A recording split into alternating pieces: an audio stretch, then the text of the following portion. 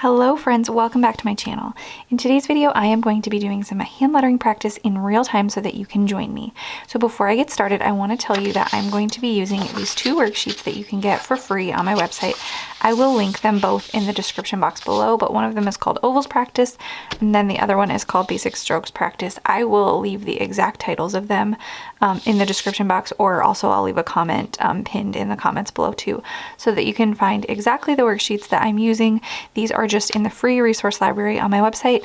I actually do not have great paper right now in my printer.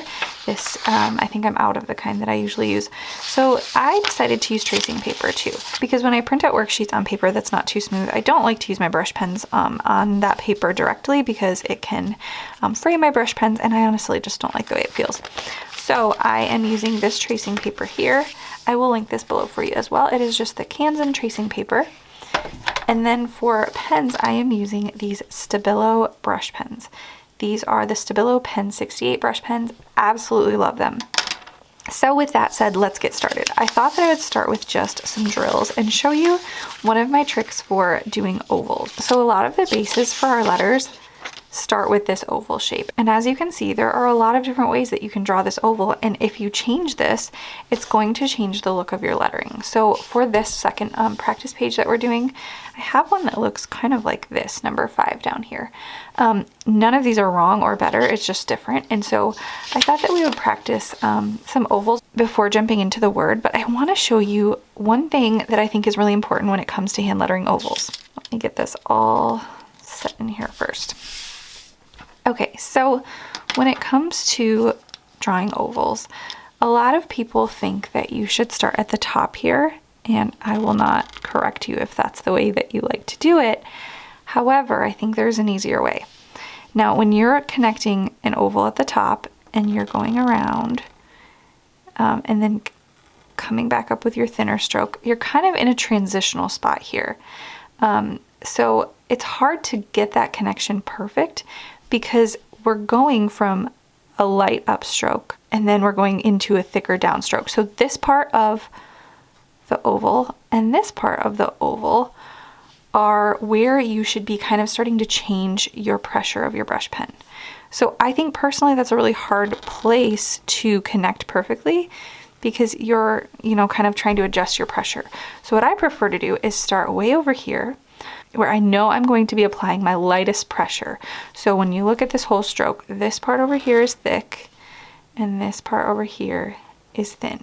So this whole side is going to look pretty much the same, and then right here and right here is where it gets a little different. So I think it's much easier to start your oval over here. Then we don't have to worry about changing our pressure. And then we can just draw right up into that first part of our stroke. So let me show you again. And honestly, this brush pen might be a little too small for this worksheet. I might prefer something. Let me show you with a slightly larger brush pen. So as you can see, it's much easier for me to connect that part of my oval right here. Now, another part of this that I want to say is that if you do have a hard time connecting this part of your oval, typically that's okay when that connection is over here. So let me show you what I mean by that. So let's say I messed up here. For most of our letters, that part is going to be covered up, whether it's an A or a D or whatever it is, you're going to cover up this side of that oval for the most part. Even if it's an O, we can still kind of just go over that spot where we maybe felt like we messed up a little, and it's going to cover up those mistakes that you might make. So even if you don't get the connection nicely, it's not really going to matter because we're going to cover it up with our next stroke for the most part. So again, I just think when we are practicing ovals, it is a good habit to start way over here. See, that one I kind of messed up, but if I were creating an A, you wouldn't even notice. But if I had messed up at the top, let me show you here, I wouldn't have been able to hide that because the mistake is at the top where it's not going to be covered up. So that's why I prefer to start my ovals here. And if you prefer to do it the other way, that's totally fine, but this is the way that I like to do it. And some of these have a little bit of a pointed edge to their oval, like this one down here. So right here, I would just start where that point is, because that's going to be probably my easiest connection point. So I guess technically that might not really be an oval since there's a little point to it, but for hand lettering, this is going to be what we would consider our oval shape that makes the base of a lowercase a. So let me go ahead and practice the rest of these and just kind of get warmed up before we start lettering our word. And if you are practicing with this one too, I would be curious to know what brush pen you are using. Because like I said, this one may be a teeny bit too small. That's just probably me being a little bit picky though. It is fine. But if I were to pick a perfect brush pen for this worksheet, I would probably pick a slightly larger one. I do have a question for you that is completely unrelated to hand lettering, but let me show you these 3 colors I'm going to be using today. So when I was picking out these colors, I was testing them out on this tracing paper because I wanted to make sure to choose colors that you could see. Some colors don't really dry very nicely on tracing paper, or I should say some different types of markers or brush pens. They are a little too, they have too much ink for tracing paper, and then some of the colors are a little bit too light for you to be able to see. So I wanted to choose some brighter colors that you could see when I'm doing hand lettering, which reminded me of something, and I'm really curious to know if you have ever done this. Have you ever had your colors done, like the colors that you're supposed to wear for, I don't know if they call them seasons, is that right? I have a friend who is very good at this, and I recently had her test out to see what colors I should be wearing. When I tell you I probably wear nothing that I am supposed to be wearing according to this, I am not kidding. Maybe not nothing, but for the most part, my closet is full of things like browns and taupe, maybe some cream, a little bit of like dusty pink, which are all apparently like my very worst colors. And what I am supposed to be wearing is more like this, which I have a few things. I have some green, I have maybe some pink, but not a lot. So I am curious to know if you've ever had this done, because I'm like so shocked. And it's not that I'm shocked, because I kind of knew that some of the colors I wear maybe aren't the most flattering on me, but I just really like all of those cozy autumn, like fall colors, you know, like cozy vibes. And that is apparently not what I should be wearing at all.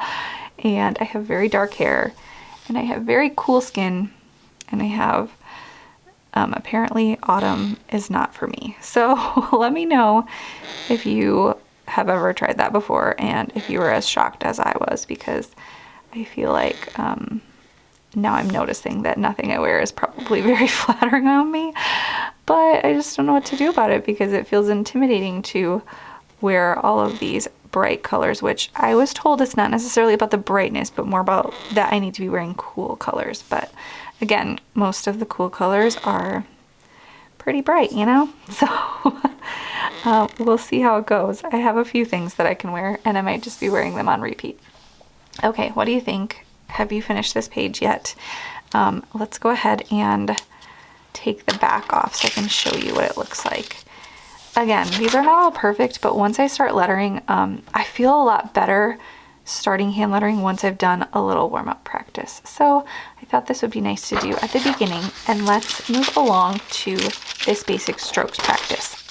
All right, so this is a worksheet that I made, and I put it in the free resource library, and it is just one word. But before we get to the word, we're going to do each individual stroke alone. So we have them here to practice. And this is a little bit smaller of a worksheet, so I actually think my Stabilo brush pens will be perfect for this. So again, this is just a little bit of a warm-up to start here, but if you don't have this type of a brush pen, you could definitely use a smaller size brush pen like this. Let me zoom you up a little bit. I really do think you could use a smaller size brush pen here, and that would work just fine. So whatever you have will be perfect. Now I am going to do these individual strokes first.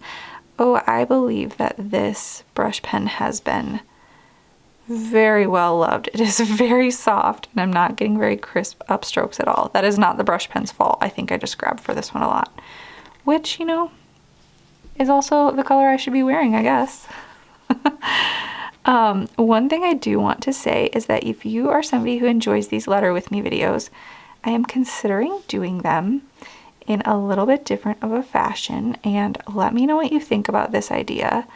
I feel like oftentimes on my channel, the letter with me videos that I post on Mondays are a little bit hard to find.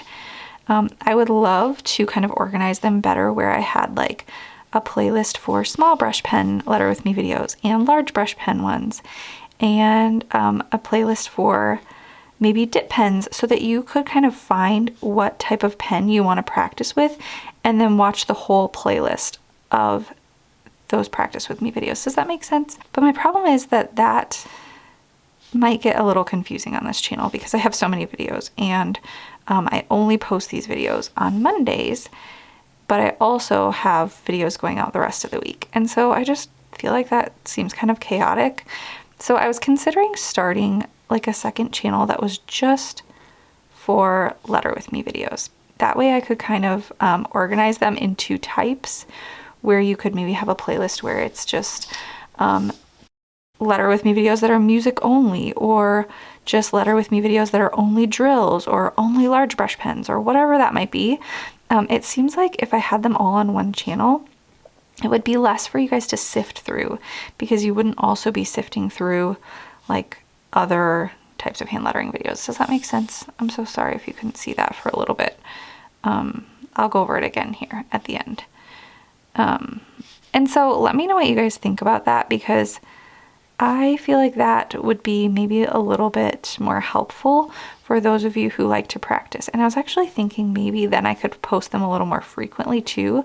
Like maybe even if we just had a few days a week or Monday through Friday where I posted like a 10-minute practice video.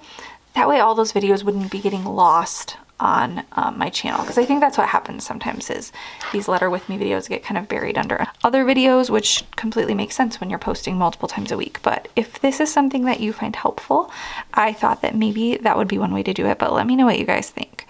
And if so, let me know what types of videos, like what types of practice you would like to see first, because I probably would try to do kind of like one at a time, so I could get build up a little library of videos. And so maybe I would start with like a dip pen series and then do that, and then we could go to like brush pens next or something like that. So let me know what you guys think about that idea and what you think might be helpful, so you guys can help me to create something that would actually be really helpful for you.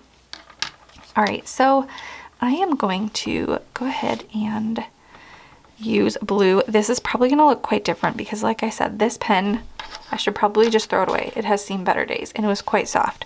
So it's not, it's definitely not as crisp as the blue was here. And that is a perfect example of what happens to brush pens over time. You can see how this is much more crisp, and I enjoy using it much more. That being said, I have had these brush pens for many years, so this is not like a negative on the brush pens by any means. I must just choose this pink color a lot when I am lettering, and so it has worn down quite a bit more. But these are amazing brush pens. I've probably had these for, I don't know, maybe 8 years. I'm trying to remember where I remember living when I used these in a video, because I've had a few different houses since I started this channel, and we were in an apartment for a little while we were building a house. And I think I remember using these then, which was about, I think it was 8 years ago. So if that is correct, then I've had these for a really long time. Definitely well over 5. And so I think that's pretty impressive for something like this. I have all these colors that I didn't think would be quite as good on camera. So let me see, I'll try this one here. This is another really dark blue. So yeah, these are a great one. I will link them in the description box below for you. They are one of my favorites. And if you like these, there's another one that's really similar. The Fabralo brush pens. I also really like those. And to me, it's kind of a preference of like color, because they're both really great. So I don't know if I could pick a favorite between the two. So here we have our lettering practice for today. I hope you enjoyed. Please let me know if you have any suggestions or requests for the next Letter With Me video. And with that said, thank you so much for watching, and I will see you in my next one.